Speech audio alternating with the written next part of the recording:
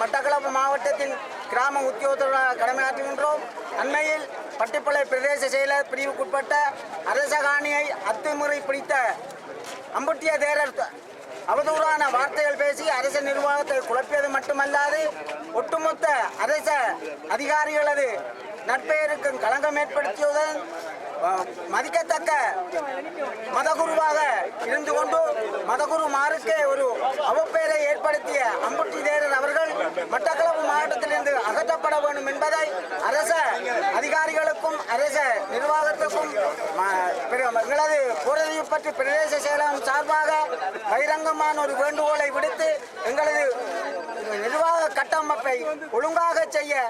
சகல வழிகளிலும் ஒத்துழைப்பு வழங்க சகல மத குருமார்களையும் அன்போடு வேண்டுவதோடு எங்களது நடவடிக்கைகளுக்கு பூரண ஆதரவை வழங்குமாறு பணிவான மட்டக்களப்பு மாவட்ட மக்கள் சார்பாகவும் தமிழ் மக்கள்